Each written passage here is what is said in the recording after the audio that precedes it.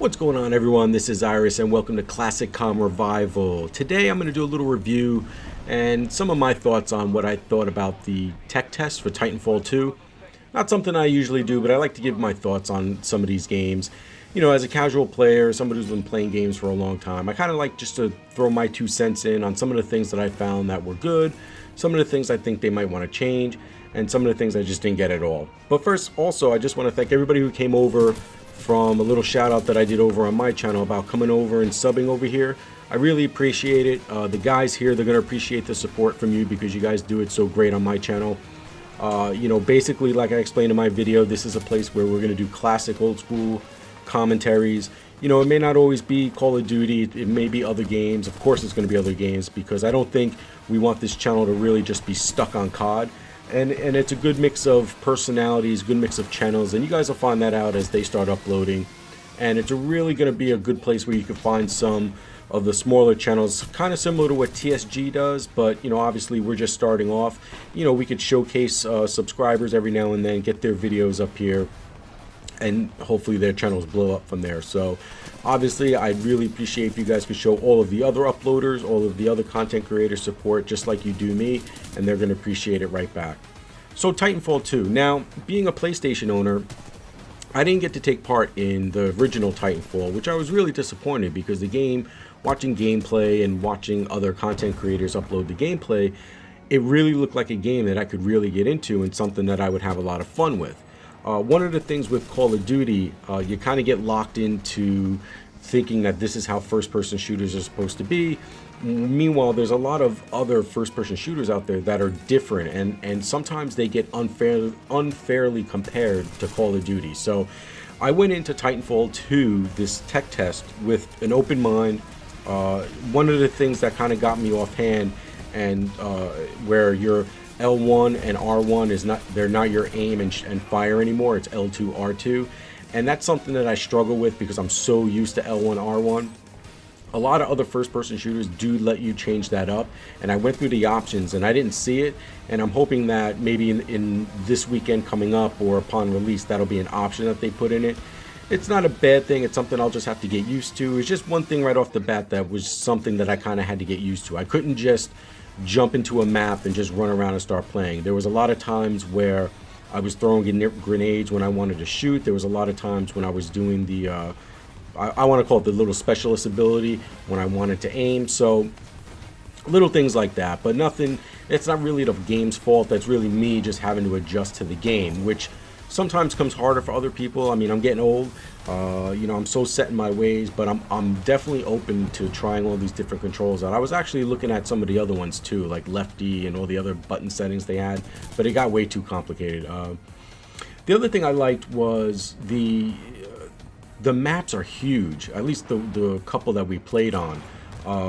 Very big, very expansive, and one of the things that I like with that is I could probably kind of settle into a sniper role, get a nice class, set it up real nice for a sniper, because obviously I don't like the quick scope, I like the hard scope in, and I really like the element of surprise. I like being stealthy, not camping so much. I'm not hiding behind rocks with an SMG or an AR or an LMG, but really just finding a place like in the bushes and you know, aiming long down the other side of the map and seeing if I could take people out. And these maps are just big. It looks like they're going to be built for that. There's a lot of areas for small, tight quarters combat too. With the grappling hook, it makes traversing these maps a lot easier. That was something that I really liked. I played with that a lot. It definitely was a lot of fun just shooting it out there like Spider-Man and clinging to things and running around. One of the things I didn't get a chance to test, and I really didn't find out about it until I saw somebody else's video, where you can like run on a wall, but you can like stick to that spot and hip fire from that spot. I forget what it's called. You guys probably know, or if you don't know, when you try it this weekend, hopefully, or if you're going to buy the game in the fall, you'll kind of understand what I'm talking about. But that was something that I could have used a couple of times, and I didn't even think that it was there to use it until it got late in the night and I started really going through all the options and everything. So far, the guns that I've tried were pretty good. The one that I'm using in the video in the background, I think it's like the 201 CR201 or something like that. a pretty good rifle. It had decent power. It's funny with the gameplay in the background. I don't know if you guys saw it, but when it started off, I thought I was just beasting the hell out of these people. I thought I was just going off like a maniac. And then I realized that they were AI. Oh. But that's cool, and I know that there's bots in there. And then it was weird because at the end of the game, I didn't end up with as many kills as people that I actually killed. So I'm wondering if killing the bots don't count towards your kill total. Because if you go back and look through, I think I end up in this match with maybe 7 kills. But I definitely got more. I definitely killed more than 7 things in this game. But that's something I'll have to look up on. This game mode here, Bounty Hunter, I liked so far out of all the 3 that were there. Pilot versus Pilot's pretty cool. I'll probably mess with that a little bit if I don't want to mess around with the Titans. But then again, Titanfall, the point of the game is, with the Titans. But it's a pretty cool change of pace if you just want to mess around with that.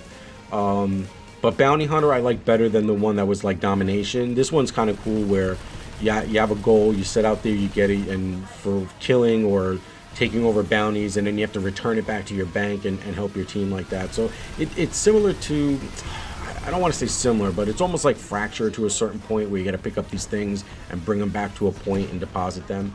In this case, it's money.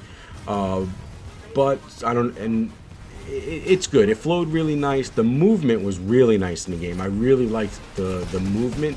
Now, I didn't like Advanced Warfare movement, and I think that was just because Call of Duty to me shouldn't have that type of movement. To me, Call of Duty's on the ground, or at most Black Ops 3 type movement. Titanfall, I'm okay with the movement, and I like the movement because it is, I know going into it, it's that spacey futuristic thing with robots, and so I don't really have a problem with it. I actually really enjoy it, and it enhances my experience when I'm playing the game. Whereas with Black Ops, I'm so used to it just, or not Black Ops, COD, I'm so used to it just being like a modern day shooter, boots on the ground. Our soldiers yet don't have these jetpacks flying around like that. So when I play COD, I want that experience.